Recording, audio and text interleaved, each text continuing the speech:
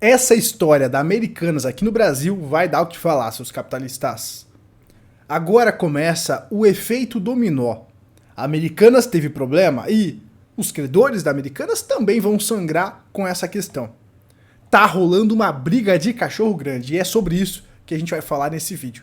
Já te convido a assistir esse vídeo até o final, deixar o seu like e a gente vai dar uma resumida então nesse caso, tá? Tem mais vídeos aqui embaixo para você maratonar, para entender esse caso. Mas, enfim, a Americanas, até então, ela tá caindo aqui do topo. Até agora, a Americanas está caindo 98,31%. E, recentemente, a Americanas adquiriu o direito de congelar o pagamento de dívidas por 30 dias. Isso ela adquiriu na justiça brasileira, tá? Então, a justiça está defendendo, no caso aí, a Americanas. Muito do que faz, né, a Americanas ser protegida, digamos assim, é porque ela é uma empresa que tem ali um papel social, tem 100 mil funcionários envolvidos nessa brincadeira, né, pessoal? Então, são famílias que dependem justamente do sustento que elas tiram da Americanas, então o buraco social é muito mais embaixo. Então, a justiça, ela defende a Americanas com essa visão, tá? Então, durante esses 30 dias, a Americanas, ela fica protegida de busca e apreensão e penhora de bens. E é claro que os credores não gostaram muito dessa decisão da justiça. Nos próximos 30 dias, a Americanas, então, pode decidir entrar em recuperação judicial na tentativa de evitar a falência. O BTG está chamando esse caso de fraude e está pedindo a suspensão dessa liminar. Nós vamos também acompanhar essas questões durante esse vídeo, pessoal. E aí começa a briga de cachorro grande. Porque o BTG, você vai ver durante esse vídeo, é um dos principais credores da Americanas. Então, um dos players que mais vão sangrar com essa questão é o BTG. O Bradesco também está no meio desse balaio. A gente já vai aprofundar essa questão. Então, esses caras estão defendendo deles. É uma briga de interesses, né? Bom, o BTG está acusando os 3 homens mais ricos do Brasil de agirem como fraudadores, pedindo às barras da justiça proteção contra a sua própria fraude. O BTG tá batendo muito firme nessa questão da fraude da Americanas, tá? Esses são aqui os nomes, então, dos mais ricos do Brasil, né? Então, os 3 homens mais ricos do Brasil, que é o Jorge Paulo Lemann, o Marcel Teles e Carlos Alberto Sicupira, né, pessoal? E o André Esteves, acionista controlador do BTG, são pessoas tão muito discretas, né? Aqui o sorriso lindo. Vamos lá, pessoal. Então, aqui está a liminar, né, onde o BTG está pedindo a suspensão da liminar que eu comentei com vocês anteriormente. Então, esse é um trecho do documento, onde no documento o BTG está alegando que o caso em questão é a triste epítome de um país. Os 3 homens mais ricos do Brasil, com patrimônio avaliado em 180 bilhões de reais, estão agora ungidos, então, como uma espécie de semideuses do capitalismo mundial do bem e são pegos com a mão no caixa daquele que, desde 1982, é uma das principais companhias do trio. 2 dias depois, tem a pachorra de vir em juízo pedir uma tutela cautelar preparatória de uma recuperação judicial para impedir os credores de legitimamente protegerem o seu patrimônio à luz da maior fraude corporativa de que se tem notícias na história do país. Isso quem está falando é o BTG. Então o BTG, como eu falei, está buscando proteger, claro, os próprios interesses. Você já vai ver nesse vídeo ainda, você já vai ver o tamanho do rombo que o BTG está levando nessa, tá? A gente levantou esses dados aí para vocês, beleza, seus capitalistas? Então, terceiro ponto aqui é o fraudador pedindo às barras da justiça proteção contra a sua própria fraude. Pessoal, esse é um trecho, então, onde o BTG está pedindo a queda, né, dessa liminar. É claro que a justiça, então, saiu agora há poucas horas atrás, a decisão onde a justiça está rejeitando esse recurso do BTG contra Americanas. Aqui tem um resumo desse caso. Então, na sexta-feira, dia 13, o juiz Paulo Assed Steffen, da 4ª Vara Empresarial do Rio, concedeu uma medida de tutela de urgência cautelar, dando 30 dias para a Americanas decidir se vai pedir recuperação judicial. No despacho, o juiz informa que a Americanas alega risco de seus credores pedirem o vencimento antecipado desses 40 bilhões de reais em dívidas, que, como a gente falou nos vídeos passados, até então, estavam fora dos cálculos, né? Então, realmente aí algo muito errado aconteceu. Tanto é que o BTG está levantando a possibilidade de uma fraude. E é claro que os diretores, né, pessoal, poderiam saber dessa fraude, porque é difícil isso aí passar em branco, né? Tanto é que a gente falou em vídeos passados que os diretores estavam vendendo as ações antes e tudo mais, né? Mas enfim, vou deixar os links aí na descrição para você maratonar o caso. Aí, continuando aqui, para evitar a quebra da empresa, Stefan suspendeu essa possibilidade por 30 dias, então. No entanto, o BTG Pactual já havia bloqueado 1,2 bilhões da empresa que estavam no banco. A decisão do juiz determina que o banco devolva os 1,2 bilhões a Americanas. O BTG, então, recorreu na justiça contra a liminar que protegeu a Americanas dos credores. A petição foi feita pelo banco no fim da semana e o juiz de plantão disse que não tomaria uma decisão sobre o assunto. O caso deve ser analisado então essa semana. E aí então continua essa briga, pessoal. Aqui tem um resumo do G1 bem interessante, onde eles falam, né, justamente sobre os principais credores da Americanas. Então BTG e Bradesco estão entre bancos mais expostos a Americanas. Essa fraude, né, pessoal, que era de 20 bilhões, agora já está em 40 bilhões. Como a gente falou em vídeos passados, é interessante como a PwC, que era responsável por fazer auditoria, ela não conseguiu ver isso, né? Não são aí 40 mil reais, são 40 bilhões de reais. Tá? É maior do que muitas concorrentes da Americanas, então realmente é um caso emblemático. Com certeza aí nas próximas semanas a gente vai ver mais reviravoltas desse caso aí, pessoal. Que tá para entrar na história financeira aí do Brasil com uma das maiores fraudes lá. Junto até mesmo com o Ike Batista. Vamos seguindo aqui. Um juiz, então, deu prazo de 30 dias para que a empresa peça recuperação judicial. No sábado, o BTG recorreu da decisão que protege a Americanas dos credores, atacando os acionistas da varejista, um trio de bilionários e fundadores da 3G Capital.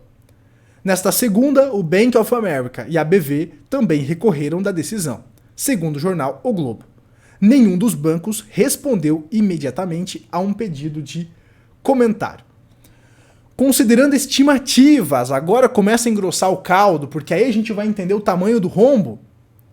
Então, considerando estimativas do JP Morgan e do Citi, o BTG tinha exposição de 1,9 bilhões de reais a Americanas, o que representa cerca de 1,5% dos empréstimos, enquanto o Bradesco tinha exposição de 4 bilhões e 700 milhões de reais, ou cerca de 0,5% dos empréstimos. O Santander Brasil também tinha aí exposição na Americanas, né? Tinha emprestado dinheiro para Americanas. E esse valor do Santander soma 3 bilhões e 700 milhões de reais, ou cerca de 0,6% dos empréstimos. Então, esses são os principais players afetados pela Americanas na casa aí de bilhões. É claro que para um grande banco não é um valor assim que vai matar o banco, mas é claro que vai sangrar e a gente vai ver isso refletindo nos balanços desses bancos. Vamos ver aqui como é que isso pode refletir segundo as estimativas. Achamos que o impacto de nossa cobertura pode variar de 1% a 7% no lucro líquido e de 0,1% a 1% em termos de patrimônio, disse o Citi, observando que o Santander Brasil, BTG e Bradesco seriam os mais afetados em ambas as contas. Sérgio Real, o ex-presidente executivo da Americanas, que revelou as inconsistências contábeis, é ex-chefe do Santander Brasil, onde ainda atua como presidente do conselho. O Sérgio Real ficou ali menos de 10 dias na Americanas. Mas vamos lá, eu não tô abrindo teorias de conspiração de que ele foi lá dar uma olhada, né? Como é que tava a situação pra contar pra galera. Não, eu não tô falando isso. Mas é curioso que essa fraude, essa suposta fraude, ela estaria acontecendo há anos e o cara, de maneira brilhante, em 9, 10 dias, joga a merda toda no ventilador, né? Então é bem curioso aqui, ó. Então, Sérgio Real, repito, que é o ex-presidente executivo da Americanas, que ficou pouco mais de 10 dias, né? Pouco menos de 10 dias, ele que revelou as inconsistências contábeis e é ex-chefe do Santander Brasil, aonde ainda atua como presidente do conselho do Santander. Com base em casos corporativos anteriores no Brasil, acreditamos que os bancos devem começar a provisionar cerca de 30% desses valores, o que pode eventualmente aumentar, disse o JP Morgan. De acordo com o Valor Online, o BTG Pactual foi mais uma vez à justiça e pediu o bloqueio de 1,2 bilhões em aplicações da Americanas no banco, como garantia de pagamento antecipado de dívidas, após uma negativa no fim de semana pelo desembargador. Então o BTG tá vendo, poxa, cara, eu não sei se vocês vão conseguir me pagar. Nesse vídeo ainda vocês vão ver que as casas de análise estão rebaixando agora as notas da dívida da Americanas. Isso aqui é muito importante, seus capitalistas. As casas agora, as agências vão revisando a qualidade das dívidas, dos títulos, né, de dívida, como por exemplo as debentures, né, vamos dizer assim. Então vão sendo rebaixados para baixo. Vai ser mais difícil de tomar empréstimo. Então, cara, se você me deve bilhões, é claro que eu vou tentar me proteger, né? Eu vou tentar, pelo menos, proteger um pouco desse rombo que eu vou levar e vou travar aqui. Então, se tem 1,2 bilhão na minha conta, eu vou travar aqui, pô, você tá me devendo mesmo, né? A justiça falou que não, que o BTG não pode fazer isso, tá? E aí, esses papéis da dívida da Americanas vão sendo revisados para baixo, então é muito difícil imaginar uma reviravolta. Teria que ter alguma injeção, alguma compra, né, da Americanas. É uma questão bem complicada, seus capitalistas. E a gente já teve várias quebras de varejo aí no Brasil, né? Então fiquem espertos aí.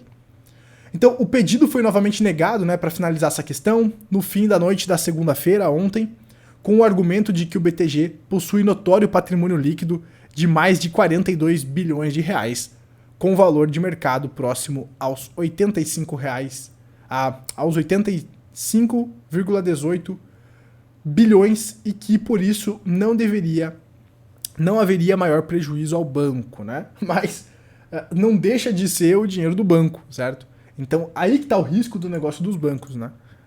Muitas pessoas, os bancos são malvados e tal, mas existe um risco de você emprestar dinheiro mesmo para empresas que até então eram bem consolidadas. Como eu falei nesse vídeo aqui, rombo na Americanas e os impactos do CPI americano, existem fundos de investimento também que tinham exposições, tá? Então fiquem de olho aqui, a gente tem, por exemplo, o Brasil Prev, a gente tem aqui o Brasil Prev, né, MOV, FIA, a gente tem também o Bradesco, MOV Capital, como, por exemplo, fundos, né, que tinham aí um percentual considerável das ações da Americanas. Esses fundos devem estar aí tendo algum tipo de prejuízo, certo?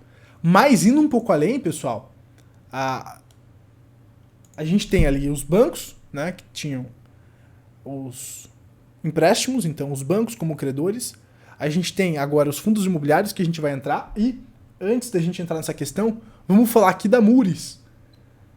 Porque a Moody's está cortando o rating da Americanas para CAA3. Nossa, jogou lá embaixo.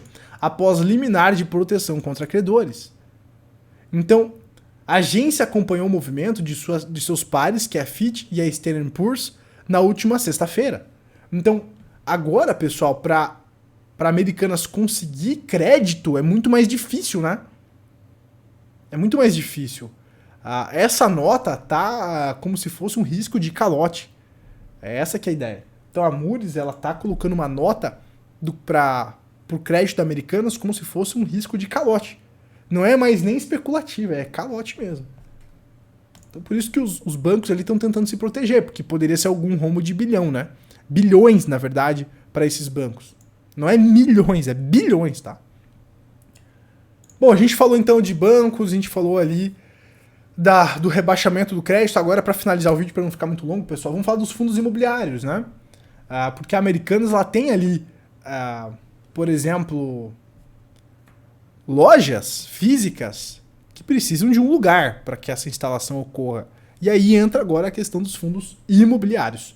Em termos de receita, por exemplo, o CD Uberlândia representa hoje 19,5% da receita do GGRC11 e 24% da área bruta local total da carteira. Então, para efeito de comparação, o IFIX, índice de fundos imobiliários mais negociados na bolsa, registrava queda de aproximadamente 1%.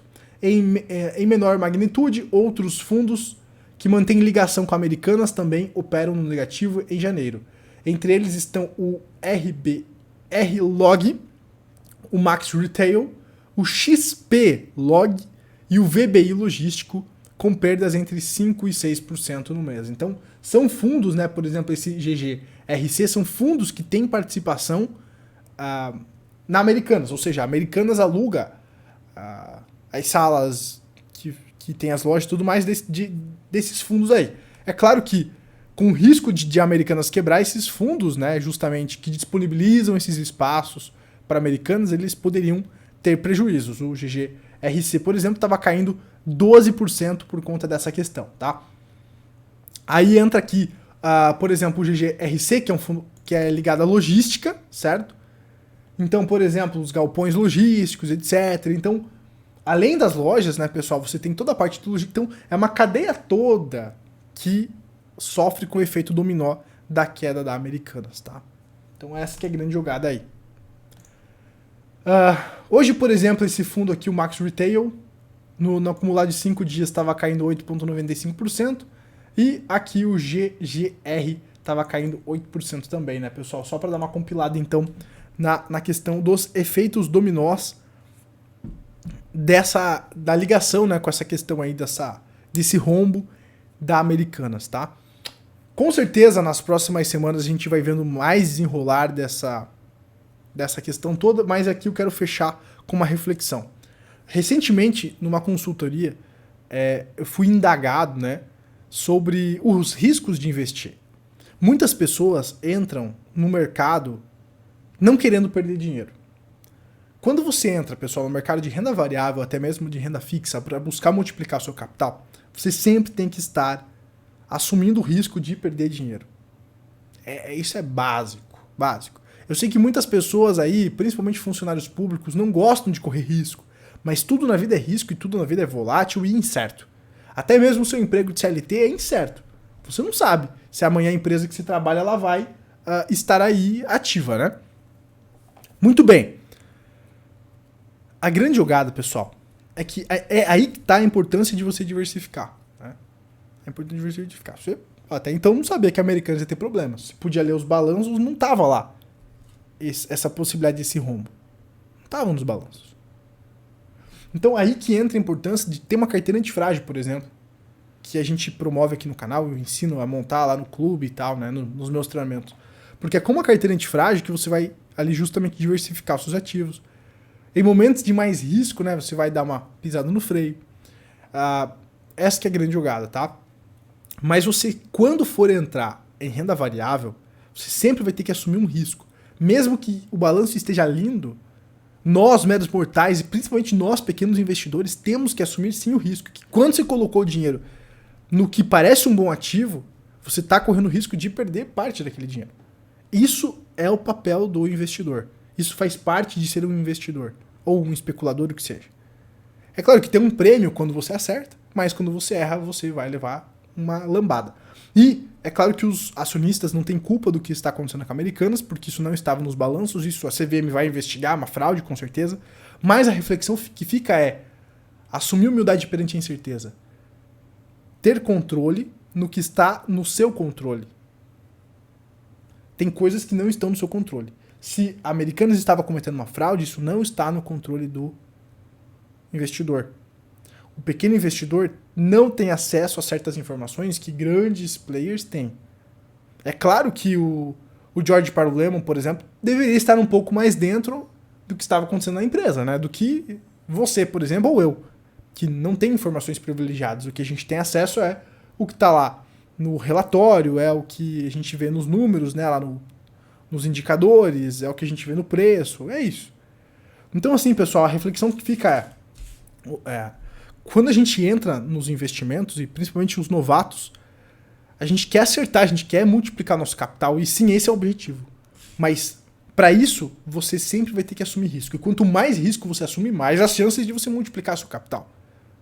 Mas você sempre tem que ter uma contingência desse risco, para você não quebrar. Tá? Então, fazer apostas, por exemplo, vou dar win numa empresa, vou dar win numa criptomoeda. Isso é muito perigoso, tá? Isso é muito perigoso. Então, a grande jogada é sempre assumir humildade perante a incerteza. Essa é a frase do Rittenband, né, que ele repete, eu acho muito legal, porque isso faz parte de ser um investidor, tá? Espero que esse vídeo tenha agregado algo na sua vida. Se você gostou, deixa seu like aqui embaixo. A gente se vê na próxima e mais desdobramentos dessa fraude aí a gente vai trazer com certeza aqui no canal. Se inscreve aí para não perder os próximos vídeos. Compartilha para geral aí nos grupos do WhatsApp. Até a próxima, seus capitalistas. Tchau, tchau.